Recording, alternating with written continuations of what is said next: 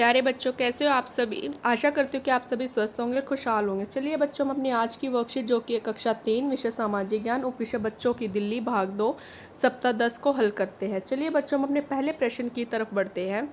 हमारा पहला प्रश्न है, रिक्त स्थान भरिए। क शंकर डोल म्यूजियम रिक्त स्थान के घर की तरह है। तो शंकर डोल म्यूजियम, जैसे कि हमें नाम से ही पता चल रहा है, डोल म्यूजियम, डोल मीन्स होता है गुड़िया। तो किन के घर की तरह है? गुड़ियों के घर की तरह है। उसमें बहुत सारी गुड़िया रखी है बेटा, अलग अलग प्रकार की, अलग अलग देशों की। तो आप कभी जाओ तो ज़रूर देख के आना, ठीक है बेटा। अगला है ख रेल संग्रहालय में निम्नलिखित की सवारी कर सकते हैं। जब बेटा रेल संग्रहालय, जो रेल म्यूजियम होता है, उसमें आप किसकी सवारी कर सकते हैं? हवाई जहाज़ की या रेल की?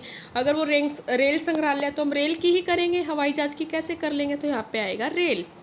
चलिए अगला प्रश्न है, रिक्त स्थान में बच्चों नाटकों में अभिनय कर सकते हैं। किसमें? चिड़ियाघर में कर सकते हैं या बाल भवन में कर सकते हैं? बाल भवन में हम लोग घूम के भी आए, स्कूल की ओर से जाते हैं ना, अभी लॉकडाउन से पहले भी हम लोग घूम कर आए थे बाल भवन में। तो चिड़ियाघर में क्या होता है? चिड़ियाघर में तो हमें जानवर देखने को मिलते हैं। तो यहाँ पे आएगा बाल भवन। क्या आएगा बेटा? बाल भवन। बाल भवन में हम बच्चे नाटकों का अभिनय कर सकते हैं। वहाँ पे नाटक करवाए जाते हैं और अलग अलग तरह के खेल भी हमसे खिलवाए जाते हैं। तो चिड़ियाघर में तो जानवर देखते हैं, इसलिए सही ऑप्शन है बाल भवन। चलिए अगला देखते हैं।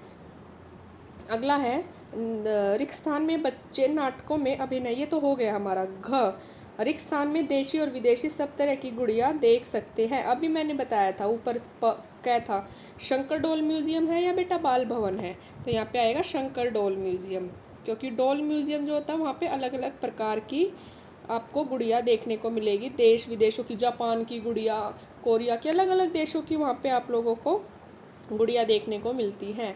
बहुत सारी गुड़िया रखी हुई है, मैंने देखा है, बहुत सुंदर। आप लोग जाओ तब जरूर जाना देखने, ठीक है बेटा। प्रश्न नंबर 2, दिल्ली में किन्हीं 2 जगहों के नाम लिखो जहां आप घूमने गए हैं। तो कहाँ कहाँ घूमने गए हो, क्या आप लिख सकते हो? हाँ, लिख सकते हैं। चलिए पहले लिखते हैं हम लाल किला। लाल किला कौन कौन गया है? भाई मैं तो गई हूँ लाल किला, मैंने देखा था, बहुत सुंदर था, ठीक है। और एक लिखते हैं अक्षरधाम मंदिर। अक्षरधाम आप लोगों में से कौन कौन गया है? मैं तो गई हूँ वहाँ पे। आप लोग जहाँ जहाँ गए हो आपको वहाँ के नाम लिखने हैं, अगर नहीं मिले तो आप यहाँ के भी नाम लिख सकते हैं, ठीक है बेटा। अक्षरधाम मंदिर। और भी बहुत सारी जगह, जैसे चांदनी चौक हो गया, कुतुब मीनार हो गया, लोटस टेम्पल हो गया, हुमायूं का मकबरा हो गया, इंडिया गेट हो गया। तो आप किसी भी जगह का नाम यहाँ पे लिख सकते हैं, ठीक है बेटा। अगला प्रश्न है, प्रश्न 3, रेल संग्रहालय में जाकर आप क्या क्या करना पसंद करेंगे? रेलगाड़ी का चित्र बनाइए और उसमें रंग भरिए। तो आपको पहले तो लिखना है आप उसमें जाके क्या क्या करेंगे। हम रेल की सवारी करेंगे। क्या करेंगे वहाँ पे जाके बेटा? हम रेल की सवारी करेंगे। तो आप रेल में घूमोगे ना वहाँ पे जाके।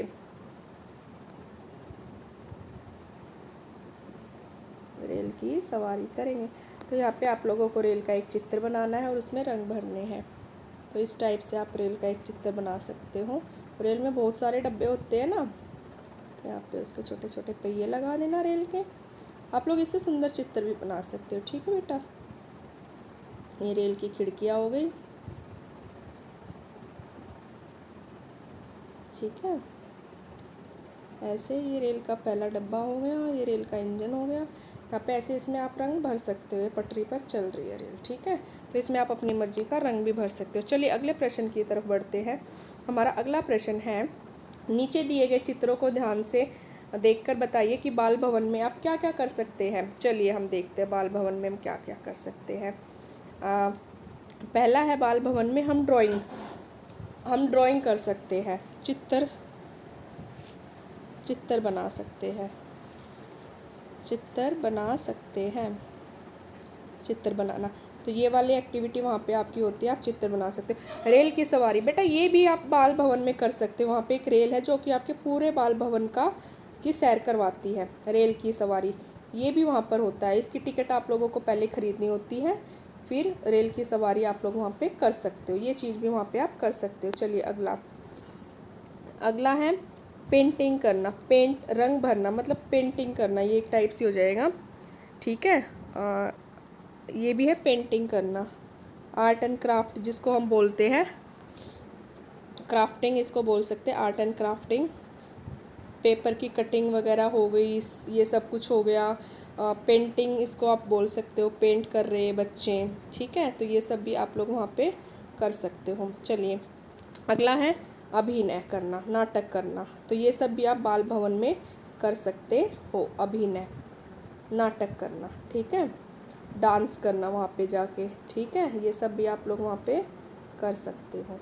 तो एक बार आप ज़रूर जाना बाल भवन और देखना कि आप क्या क्या कर सकते हो। चलिए हमारा अगला प्रश्न है, प्रश्न 5, आपको किस तरह के खेल अधिक खेलने चाहिए? घर के अंदर खेले जाने वाले खेल जैसे लूडो, कैरम, शतरंज आदि, या घर के बाहर खेले जाने वाले खेल जैसे फुटबॉल, क्रिकेट, कबड्डी आदि?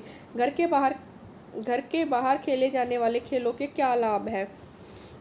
बेटा घर के अंदर जो हम खेल खेलते हैं वो ज़्यादातर बैठ कर खेले जाते हैं, जैसे लूडो हो गया बैठ कर खेला जाएगा, कैरम हो गया, शतरंज हो गया, सब बैठ के एक जगह पे बैठ के खेले जाते हैं। और जबकि घर के बाहर जो होते हैं ये इस घर के अंदर खेले जाने वाली जो खेल होते हैं उनमें कम जगह की ज़रूरत होती है, जबकि जो बाहर खेले जाते हैं उनमें ज़्यादा ज़रूरत होती है जगह की। जैसे फुटबॉल हो गया, क्रिकेट हो गया, कबड्डी, इनमें बहुत ज़्यादा जगह की ज़रूरत होती है, ज़्यादा खिलाड़ियों की भी ज़रूरत होती है। कैरम, लूडो, शतरंज में तो 2 खिलाड़ियों से भी काम चल जाएगा, लेकिन इनमें ज़्यादा खिलाड़ियों की ज़रूरत होती है। और घर के इनका लाभ क्या होता है बेटा? इससे हम एक्टिव रहते हैं। क्या रहते हैं? एक्टिव रहते हैं, ठीक है।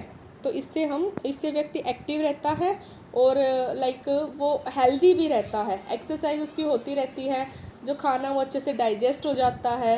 क्योंकि इनमें क्या करना पड़ता है, इनमें आपको भाग दौड़ करनी पड़ती है इन खेलों में, जैसे फुटबॉल हो गया, क्रिकेट हो गया और कबड्डी हो गया, ठीक है। तो इनमें आप एक जगह बैठ के नहीं खेल सकते, इसके लिए आपको इधर उधर भागना पड़ता है। तो इससे क्या होता है, हम एक्टिव रहते हैं, ठीक है ना, एक्टिव रहते हैं, हमें एक्टिव रखते हैं ये। तो ये इसका सबसे मेन लाभ है, ठीक है। और स्वस्थ भी बनाने में हमारी ये सहायता करता है। जीवन कौशल, प्राथमिक सहायता गतिविधि। प्राथमिक सहायता पेटी बनाइए, बताइए कि उसमें क्या क्या सामान है। तो ये आपको प्राथमिक सहायता पेटी दिख रही है, इसमें कैंची होती है, बैंडेज होती है, ठीक है, कुछ पट्टियाँ भी रखी होती है, सेवलॉन या डेटॉल भी होता है, ठीक है बेटा, कुछ दवाइयाँ होती है ज़रूरी जैसे पैरासीटामोल हो गया, ये सब हो गया। तो चलिए बच्चों, हमने अपने प्राथमिक पेटी के बारे में मैं बताना चाहती हूँ। प्राथमिक पेटी क्या होती है? प्राथमिक पेटी बेटा वह होती है जो कि चोट लगने के बाद जो तुरंत इलाज दिया जाता है। जैसे ही चोट लगी उसको वैसे ही तुरंत एक इलाज दिया जाता है घायल व्यक्ति को, वो चोट को कम करने के इलाज। वो बिल्कुल चोट को सही तो नहीं करता, लेकिन वो चोट को कम कर देता है वो इलाज, फिर उसके बाद हम उसको अस्पताल में ले जा सकते हैं, वह प्राथमिक सहायता होती है, ठीक है बेटा। तो चलिए बच्चों, हमने इस प्रकार अपनी आज की वर्कशीट को पूरा कर लिया। आप इसको एक बार दोबारा से देखेंगे और सभी प्रश्नों को दोबारा से हल करने का प्रयास करेंगे। धन्यवाद।